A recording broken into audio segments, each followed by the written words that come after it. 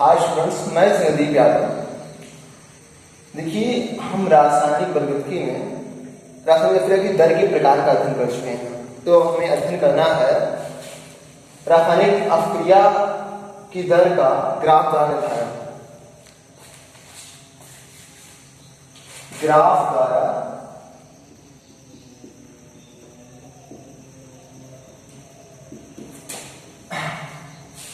रासायनिक अभिक्रिया की दर का निर्धारण। रासायनिक अभिक्रिया की दर का निर्धारण। अभिक्रिया की दर का निर्धारण।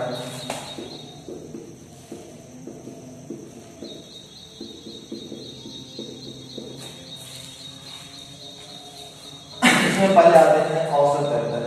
औसत दर हम कैसे ग्राफ से फाइंड करेंगे।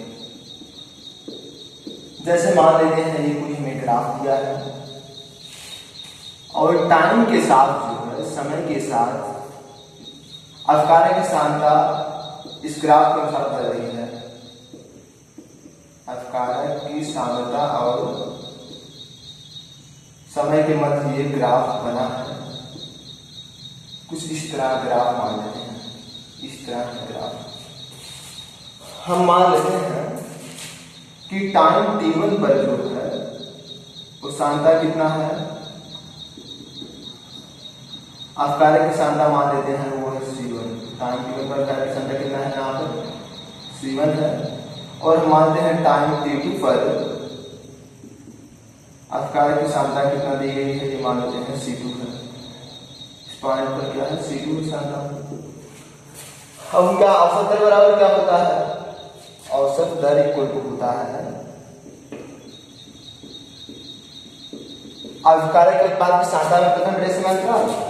औसत दर इक्वल टू अभिकारक या उत्पाद की सांद्रता में परिवर्तन। अभिकारक या उत्पाद की सांद्रता में परिवर्तन बटे समय अंतराल में परिवर्तन बटे समय अंतराल।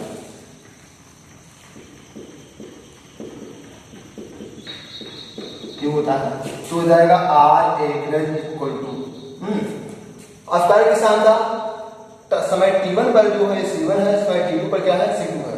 तो हो जाएगा C2 माइनस C1 अपान T2 माइनस T1। ये हो जाएगा, ये आ जाएगा यहाँ पर माइनस, क्योंकि अभिक्रिया की सांद्रता क्या होती है, घटती है, और जो रेट होता है सब काट होता है।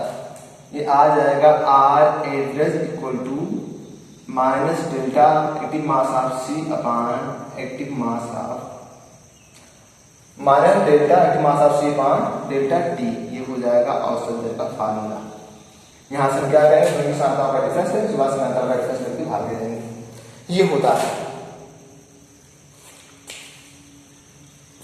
ये। इसके बाद हम आते हैं तात्कालिक दर का निर्धारण।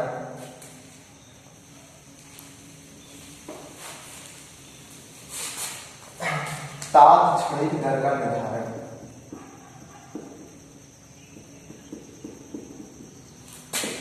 दर का निर्धारण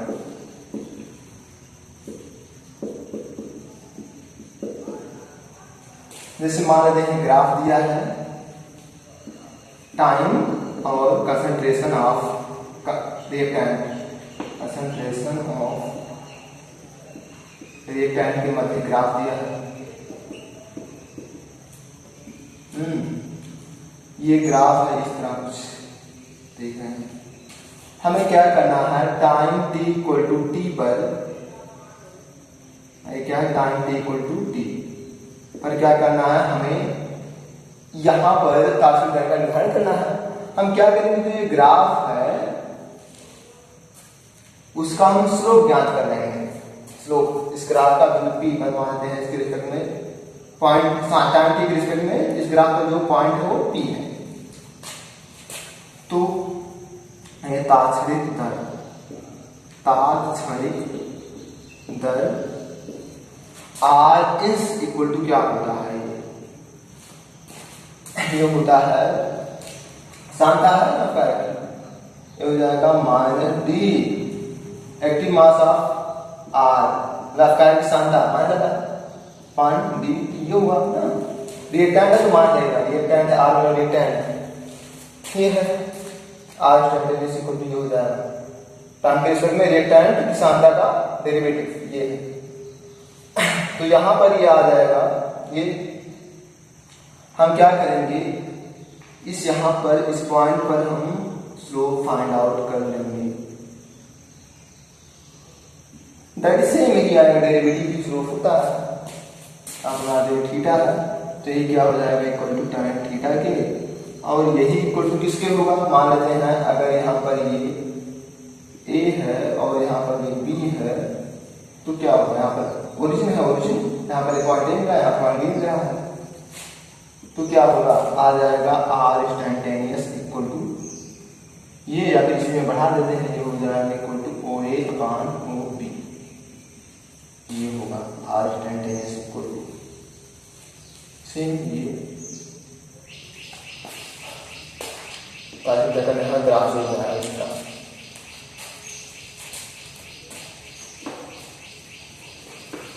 अब हम आते हैं स्टोइकोमेट्रिक गुणांक और दर में संबंध।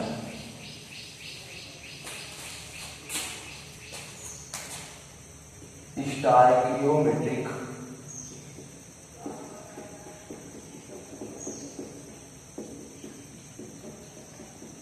गुणांक और दर में संबंध।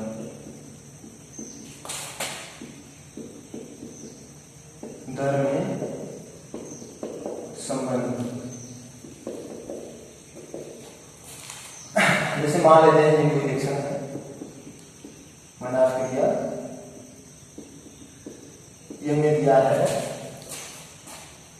PA plus QB plus RC arrow SB एक कोई रिएक्शन दिया है।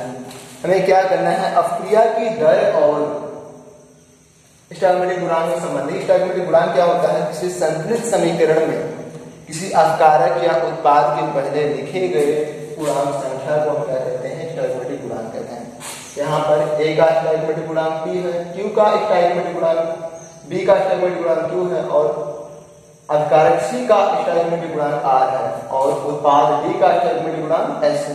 ये तो यहाँ पर दर क्या होता है, दर इक्वल टू हो जाएगा, ऐसे मानते हैं इंस्टैंटेनियस है, ये हो जाएगा 1/, मेरा स्टोइकोमेट्रिक गुणांक नीचे आ जाएगा, 1/P d active mass of A/dt, 1/Q d active mass of B/dt, 1/R d active mass of C/dt equal to हो जाएगा 1/S d active mass of B/dt। हमें एक चीज हर समय केयर करना है, अपकारक रहेगा तो उसके पहले माइनस लगाएंगे, यहाँ पर अपकारक है, C भी अपकारक है तो यहाँ माइनस आ जाएगा, उत्पाद है तो प्लस लगाएंगे यहाँ पर, ये होता है।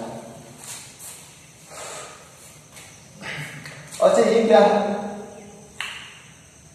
d active mass of A/dt, ये क्या है, अपकारक A के विलुप्त होने की दर है, अपकारक A के विलुप्त होने की दर। उत्पाद क्या होंगे, अपकारक विलुप्त होंगे और उत्पाद क्या होंगे, बनेंगे, अपकारक A के विलुप्त होने की दर।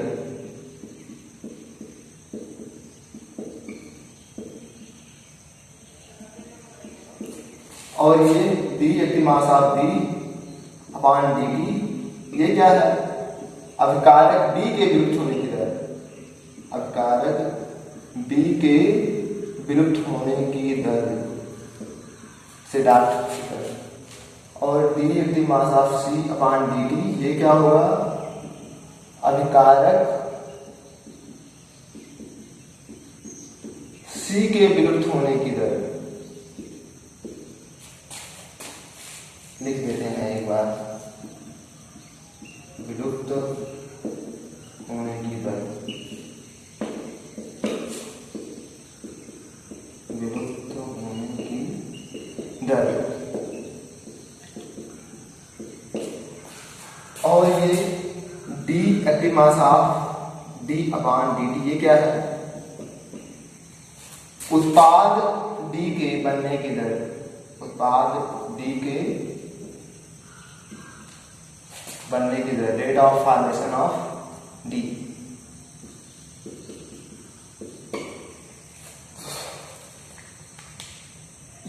ये संबंध है। इस पर क्वेश्चन आता है तो हम वहां से कर लेंगे क्वेश्चन। एक क्वेश्चन या तो इस पर देख लेते हैं।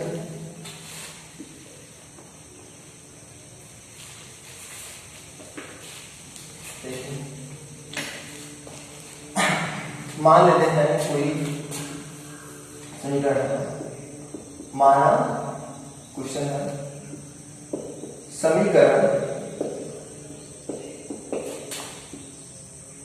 2a + 3b + c arrow 5d में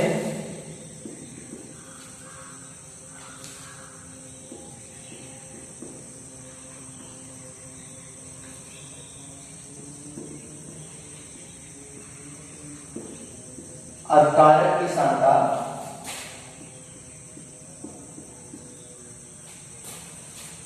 या अवकारक की सांद्रता, अवकारक की सांद्रता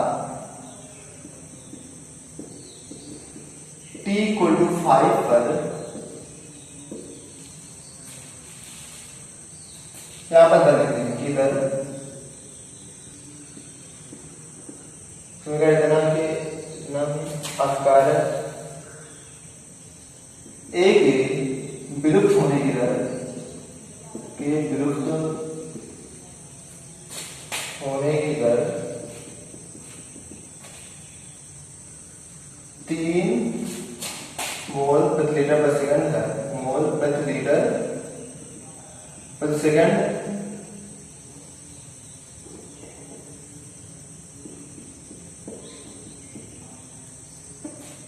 है। तो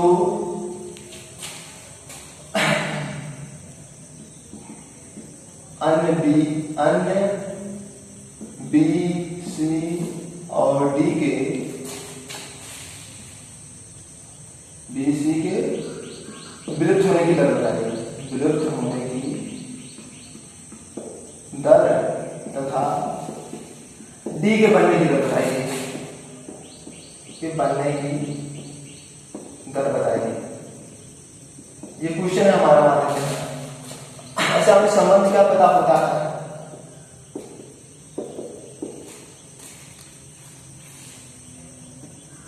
हमें संबंध पता है, समीकरण दिया है। समीकरण क्या है? 2a + 3b + c arrow 5d, ये समीकरण दिया है। देखिए यहाँ पर क्या होता है, दर = होता है 1/2 हो जाएगा ये, रिएक्टिव मास ऑफ A/dt, ऐसे होगा 1/3 हमारे लग जाएगा। रिएक्टिव मास ऑफ B/dt और 1/1 ही होगा, प्लस माइनस में 1/1 reactive mass of C/dt plus stoichiometric गुणांक नीचे आता है, स्टोइकोमेट्रिक गुणांक नीचे, स्टोइकोमेट्रिक गुणांक के साथ नीचे आता है, इक्वल टू हो जाएगा 1/5 रिएक्टिव मास ऑफ B/dt। अच्छा, हमें क्या दिया? अवकारक ए के विलुप्त होने की दर, अवकारक ए के विलुप्त होने की दर, ए के विलुप्त होने की दर दिया है। मतलब ये है D active mass of A/dt, हमें ये दिया है। ये कितना है? ये है 3 मोल प्रति लीटर पर सेकंड ना, ये दिया है। तो हमें क्या करना है, यहाँ पे हम रख देते हैं ये समीकरण। यहाँ पर R क्या है, ये की बराबर कर दी, इतना पोर्शन ले लेते हैं पहले, तासा R = है -1/2 रिएक्टिव मास ऑफ A/dt। तो यहाँ से दर कितना हो जाएगा? R = -1/2 और इसका मान हमें पता है 3, ये आ जाएगा R = -3/2, इतना हो जाएगा। ये क्या है? दर है, ये क्रिया की दर है। ये हमें लेकिन क्या बताना है? B और C के विलुप्त होने की दर, यानी हमें ये बताना है B, इसे हम इसे बराबर कर देंगे। इतना हो गया, मान लेते हैं। अब थोड़ा सा इसमें ऊपर से मिटा देते हैं।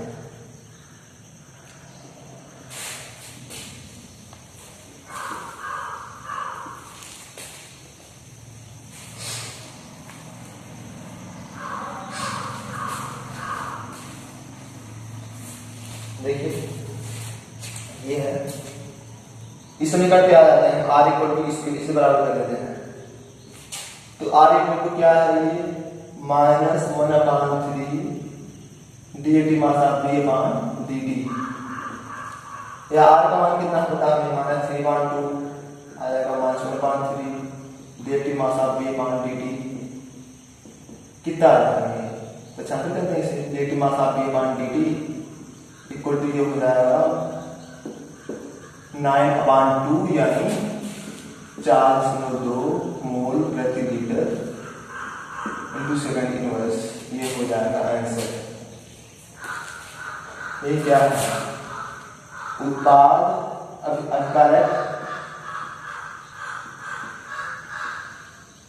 बी के विलुप्त होने की दर, विलुप्त होने की दर, विलुप्त होने की दर। ऐसे सी के लिए क्या करेंगे, इसे और इसे बराबर कर देंगे r और ये। अब हम आते हैं दूसरे पर। r इक्वल टू क्या है, ये और ये minus dt mass of c upon dt। ये क्या है, ये कितना है 3/2 के बराबर ही r इक्वल टू, यहाँ से i है इक्वल टू -3 अपॉन ये है -3/2 minus dt mass of c मान dt। तो माइनस से गया आ जाएगा dt मास ऑफ c मान dt इक्वल टू आ जाएगा 3/2 यानी 1.5 मोल प्रति लीटर इंटू सेकंड इनवर्स। तो दूसरा आंसर ये आ गया। ये क्या है, अभिकारक सी के विलुप्त होने की दर, अभिकारक सी के विलुप्त होने की दर।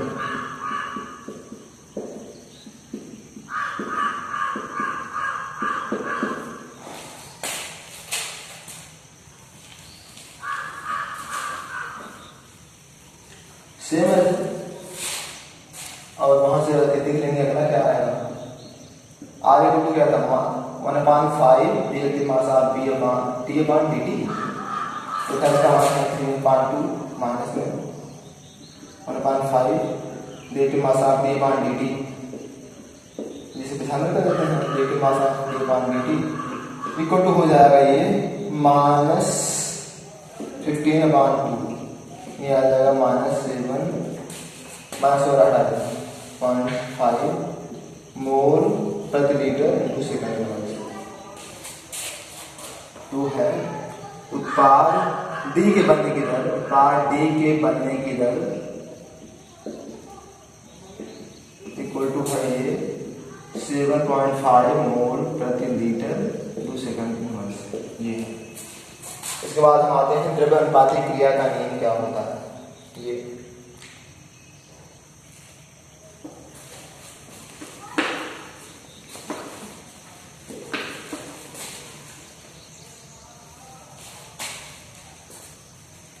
द्रव्य अनुपातिक क्रिया का नियम, द्रव्य अनुपातिक क्रिया का नियम, law of mass action, law of mass action. देखिए ये क्या होता है, इसे किसने दिया था, गुडवर्ड और वागी नामक वैज्ञानिक किसने दिया था। इसमें क्या कहा गया है, किसी पदार्थ की क्रिया करने की दर उसके सक्रिय द्रव्यमान के अनुपातिक होती है। यदि एक से अधिक अभिकारक है तो अक्रिया की दर उनके सक्रिय द्रव्यमानों के गुणनफल के अनुपातिक होती है। इसे द्रव्यानुपातिक क्रिया का नियम कहते हैं। किसी पदार्थ के क्रिया करने की दर, किसी पदार्थ के क्रिया करने की दर, क्रिया करने की दर उसके सक्रिय द्रव्यमान के, उसके सक्रिय द्रव्यमान के अनुक्रमानुपाती अनुक्रमानुपाती होती है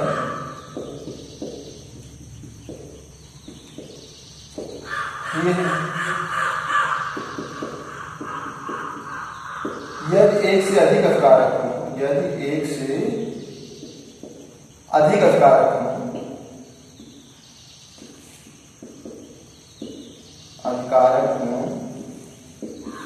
तो क्रिया की दर, तो अक्रिया की दर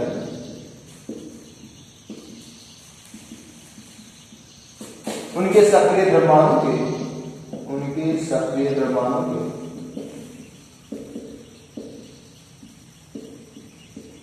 गुणनफल के अनुपातिक, सक्रिय द्रव्यमानों के गुणनफल के अनुक्रमानुपाती होती है। अनुक्रमानुपाती होती है, ये है। जैसे मान लेते हैं ये कोई रिएक्शन है, आर जो है ये चेंज हो रहा है पी में। अब रिएक्टेंट प्रोडक्ट में चेंज हो रहा है, करंट में बदल रहा है, तो क्या हो जाएगा? हो जाएगा अभिक्रिया की दर आर अनुक्रमानुपाती हो जाएगा मास ऑफ आर। माना कोई अभिक्रिया, लिख दें ठीक से, माना कोई अभिक्रिया आर एरो पी है, ये मान लेते हैं। तो द्रव्यानुपाती क्रिया के नियम से लोमा से क्या होता है? ये होगा अभिक्रिया की दर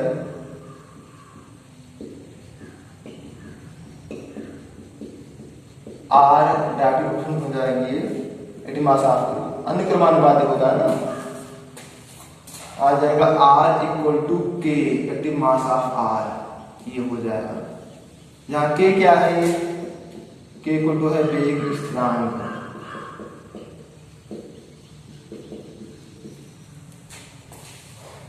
ये है। अब मान लेते हैं एक से अधिक अभिकारक है, तो क्या होगा?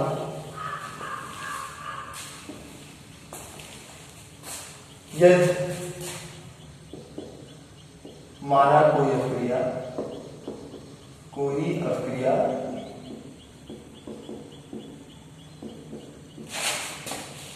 ए P A plus Q B plus R C arrow S B है, तो क्या होगा?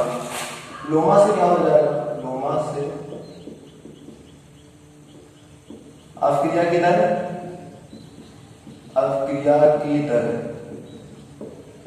आर जो होगी डायरेक्ट क्वेश्चन होगी इसकी अभिकारक ए की सांद्रता की, अभिकारक बी की सांद्रता की और अभिकारक सी की सांद्रता की, तीनों की सांद्रताओं की गुणनफल के अनुपात होगी। तो यहाँ पर ए कितना बार आया है? पी बार है, तो इतना हो जाएगा पावर में, और क्यू कितना बार आया है? Q bar. बी कितना बार आया है? Q bar. और सी आया है ये आर बार, इतना हो जाएगा। आ जाएगा R equal to K active mass of A की power P, active mass of B की पावर क्यू और एक्टिव मास ऑफ सी की पावर आर, ये हो जाएगा। ये हो जाएगा अभिक्रिया की दर, द्रव्यमापी क्रिया के नियम से आया, ये है। अब हम आते हैं, देखिए अभिक्रिया की कोटि पर आते हैं। अभिक्रिया की जैसे पहले आते हैं वेग समीकरण क्या होता है? वेग समीकरण या दर नियम से कहते हैं, या दर नियम। वेग velocity equation or rate law,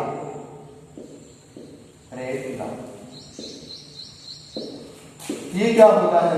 देखिए प्रयोगों द्वारा ये देखा जाता है, जो द्रव्यानुपाती क्रिया के नियम से आया है कि दर अभिकारक ए की सांद्रता की घात पी पर निर्भर कर रहा है, ऐसा नहीं होता है, बल्कि कोई किसी और घात पर निर्भर करता है प्रयोगों द्वारा। सेम ऐसे अपकारक बी की सांद्रता की घात क्यू पर निर्भर करता है इसमें फिर क्रिया के नियम से, लेकिन वास्तव में ऐसा नहीं करता, किसी अन्य घात पर निर्भर करता है। और अपकारक आर की सांद्रता की घात आर पर निर्भर कर रहा है, अपकारक सी की घात आर पर निर्भर कर रहा है। तो इस पर ना निर्भर करके किसी और घात पर निर्भर करता है प्रयोगों द्वारा। तो यहां से प्रयोगों द्वारा जो समीकरण आएगा उसे हम क्या कहेंगे, वेग समीकरण कहेंगे।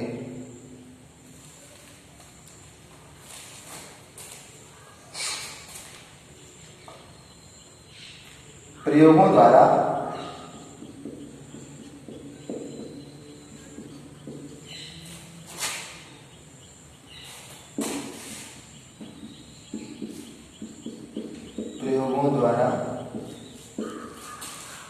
ए की निर्भरता या ए पर निर्भरता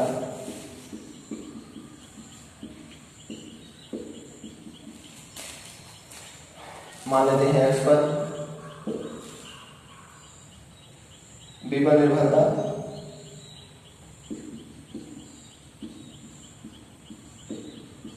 वाई पर, सी पर निर्भरता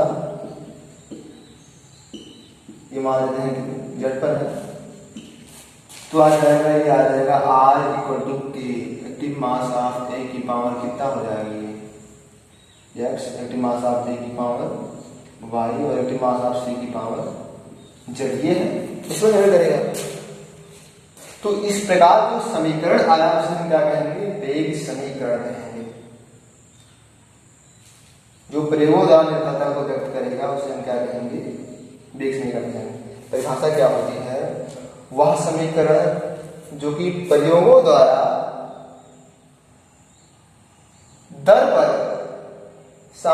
दर की सांद्रता की घात पर निर्भरता को व्यक्त करता है, उसे क्या कहते हैं, वेग समीकरण कहते हैं। या वह व्यंजक या वह समीकरण जो कि प्रयोगों द्वारा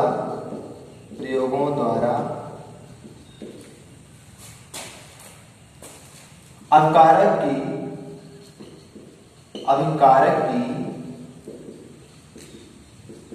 सांद्रता की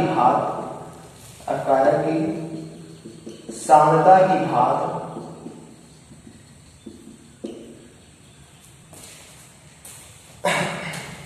की दर पर निर्भरता को व्यक्त करता है। दर पर अपकारक की सांद्रता की घात पर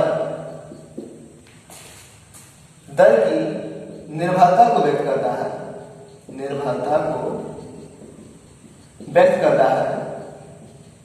उसे हम क्या कहते हैं, वेग समीकरण कहते हैं। उसे वेग समीकरण कहते हैं।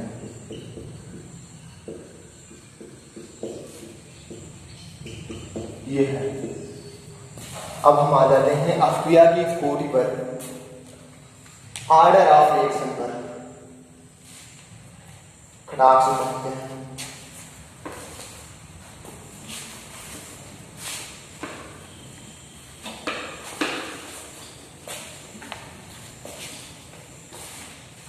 अपक्रिया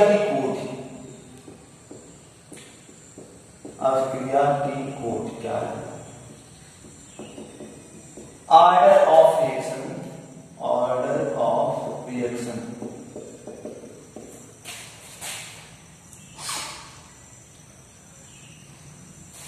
माना वेग समीकरण दिया है, ये R equal to K active mass of A की power X, active mass of B की power Y, active mass of C की पावर जेड।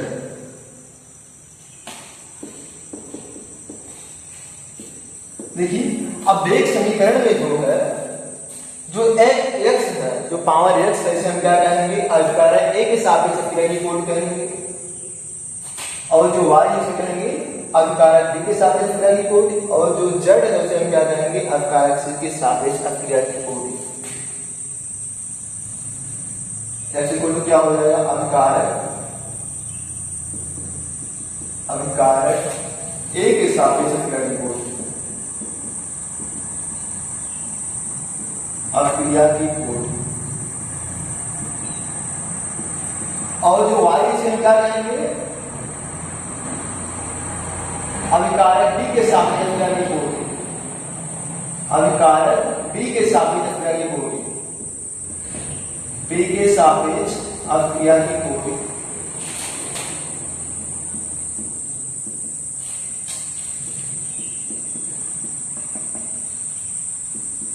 अभिक्रिया की कोटि। और जो जनरेशन क्या करेंगे, अभिकारक C के सापेक्ष अभिक्रिया की कोटि, अभिकारक C के सापेक्ष अभिक्रिया की कोटि। और तीनों का जो योगफल होगा उसे हम क्या कहेंगे, अभिक्रिया की समग्र कोटि। x plus y plus z equal to क्या होती है, इक्वल टू मान लेते हैं, जो कि अभिक्रिया की समग्र कोटि, अभिक्रिया की समग्र कोटि या कुल कोटि over all order of reaction, अभिक्रिया की समग्र कोटि या कुल कोटि। अब परिभाषा क्या होती है, आते हैं इस पर परिभाषा। वेग समीकरण में लिखी गए, वेग समीकरण में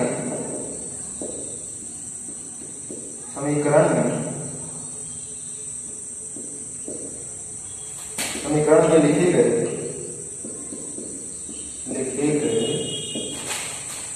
किसी अभिकारक की सांद्रता की घात को, किसी अभिकारक की सांद्रता की, किसी अभिकारक की सांद्रता की घात को, सांद्रता की घात को उस अभिकारक के सापेक्ष, उस अभिकारक के सापेक्ष अभिक्रिया की कोटि कहते हैं, सापेक्ष अभिक्रिया की कोटि कहते हैं।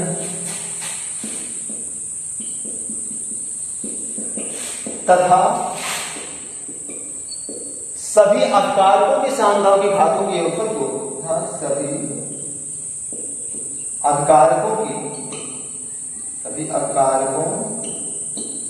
सांद्रताओं की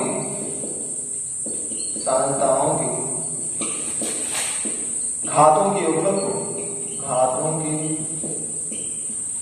योग को अभिक्रिया की समग्र कोटि कहते हैं, अभिक्रिया की समग्र कोटि कहते हैं या कुल कोटि कहते हैं। ये है।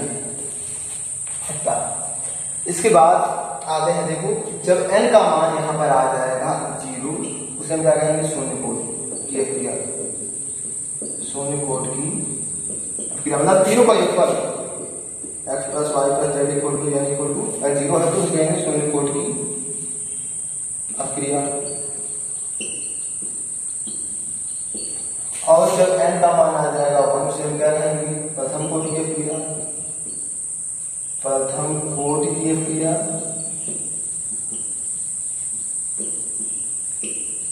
सिमिलरली n इक्वल टू आ जाएगा 2, तो उसे क्या कहेंगे, द्वितीय कोटि की अभिक्रिया। 3 आ जाएगा, उसे हम क्या कहेंगे, तृतीय कोटि की अभिक्रिया। और जब n का मान भिन्न में आ गया, यानी प्रभाज्य जिसे कहते हैं, n का मान आ जाएगा भिन्न या दशमलव में, उसे हम क्या कहेंगे, प्रभाज्य कोटि की अभिक्रिया। हम क्या कहेंगे, प्रभाज्य कोटि की अभिक्रिया, कोटि की अभिक्रिया। ये है अभिक्रिया की कोटि के बारे में डिटेल।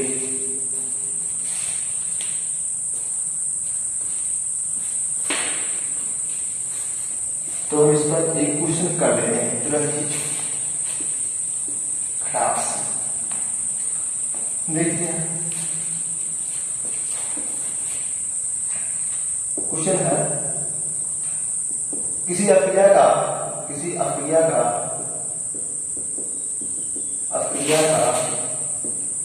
वेग समीकरण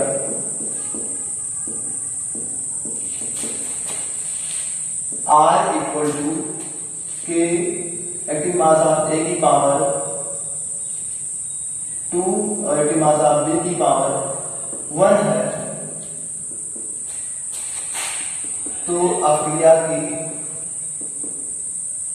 तो अवकारकों के सापेक्ष अक्रिया की कोण, अवकारकों के सापेक्ष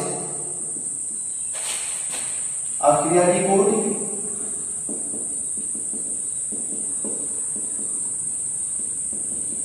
तथा कुल कोण बताइए। ये क्वेश्चन है, बहुत इजी है। R इक्वल टू जाएगा के एक्टिव मास ऑफ ए की power 2 active mass of B की पावर 1। देखो ये घात दिख रहा है, ये क्या है, वेग समीकरण है। वेग समीकरण क्या है भैया, ये है R equal to K active mass of A की power 2 active mass of B की पावर 1, ये दिया है। तो हो जाएगा अवकारक ए के सापेक्ष अक्रिया की कोण, अभिकारक ए के सापेक्ष अक्रिया की कोण,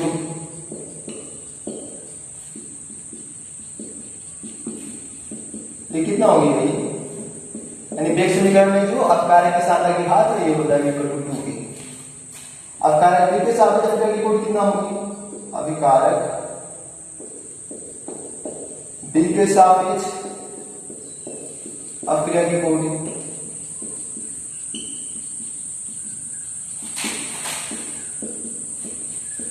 ये हो जाएगी इक्वल टू 1।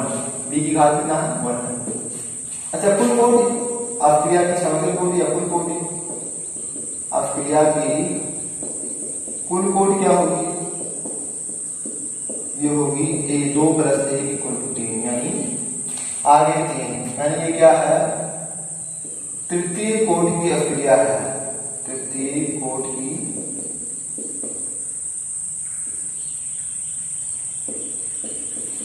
अक्रिया है।